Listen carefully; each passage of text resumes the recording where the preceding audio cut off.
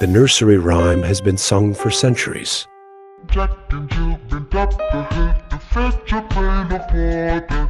Jack fell down and hurt his crown, and Jill came tumbling after. A harmless tale of misfortune, or so it seems. But the truth, buried beneath centuries of whispers and revisions, is far darker than any child should ever hear. Long ago, in a desolate village hidden within the cold embrace of the English moors, there stood a forsaken hill. It was no ordinary mound of earth, but an ancient burial ground, long abandoned and feared. The villagers spoke of eerie whispers riding the wind at night, and strange figures that lurked in the shadows of the old well at its peak. Jack and Jill were twins, their bond inseparable since birth. Their mother had died bringing them into the world, and their father, a cruel man with a fondness for the bottle, blamed them for her death. He would disappear for days, leaving them to fend for themselves, surviving on scraps and stolen food. One evening, desperate and starving, Jack and Jill overheard the town's blacksmith speaking in hushed tones. The well on the hill is cursed. But the water, oh, the water, it grants what you desire, if you're willing to pay its price. Jack, ever the protector, made up his mind. He would fetch the water. If it could save them from starvation, he had no choice. Jill, unwilling to let him go alone, followed. The path to the hill was steep, the night air thick with an unnatural silence. As they climbed, Jill swore she heard whispers, like voices calling from beneath the earth. The moon was full, casting long shadows across the crooked trees that lined the path. The well, old and rotting, stood at the very top. Jack peered over the edge. The water below was black, still and endless. If it grants wishes, let's wish for food, he said, lowering the bucket. The moment it touched the water, a voice slithered from the depths. Give me blood, and I will give you life, Jill gasped. Jack, let's go. This isn't right, but Jack, always braver, always reckless, pulled a small knife from his pocket and sliced his palm. A few drops of blood hit the water. For a moment, silence.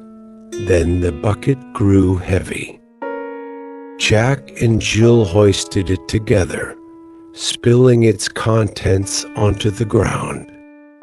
Water as dark as ink pooled at their feet. A strange, rancid smell filled the air. They did not notice the thing that crawled from the shadows behind them, not until it whispered, "One got hurt, one still out." Jill screamed as long, skeletal fingers wrapped around her ankle. Jack lunged at the creature, but it moved impossibly fast, its body shifting like smoke. It whispered again, its voice inside their heads. "One must starve. One must food." Jack grabbed Jill's hand. Run, they ran, but the ground beneath them shifted. The hill was not just earth, it was alive. The path twisted, roots reached out, grabbing at their legs. They tumbled, the village lights barely visible below. Jack fell first, his skull cracked against the rocks, his body limp, his crown, his head broken. Jill screamed as she tripped over his lifeless form, her own body rolling, tumbling after, pain, darkness, silence, but she did not die. She woke to find herself back at the well, the creature standing over her brother's body, its skeletal fingers digging into his chest. One must stay. One must feed. Jill sobbed, her body broken, but the creature simply tilted its head. You owe the water its price. You will return. And then it was gone. Jack's body lay still, his eyes wide open, his lips parted as if in a silent scream. Jill staggered back to the village, her body battered, her mind shattered. No one believed her. They found Jack's body at the bottom of the hill and called it an accident, a tragedy, a misstep on dangerous ground. But Jill knew better. The whispers never stopped. The well never forgot. Years later, when Jill had grown, she returned to the hill. She had no choice. The water had called her back, and she had to pay her debt. Time passed, and the village itself began to rot.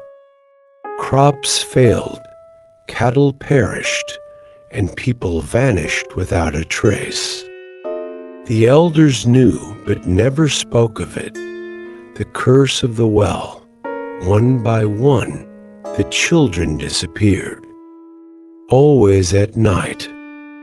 Always after the wind carried a faint whisper. Some claimed to have seen Jill, now a specter, standing at the hill's peak, her hollow eyes searching for another to take her place. Others spoke of a second voice, eerily familiar, whispering from the shadows. The rhyme persisted, sung by children unaware of its true meaning, its words changing only slightly over time. But the truth remained. Jack had fallen first, and Jill had followed after. The nursery rhyme remains. Its words changed over time, the horror buried beneath playful verses. But if you listen closely, when the wind howls and the night is still, you can hear the whispers from the hill, calling for another soul. Thank you for tuning in. Please leave a like and subscribe. I will see you again next week.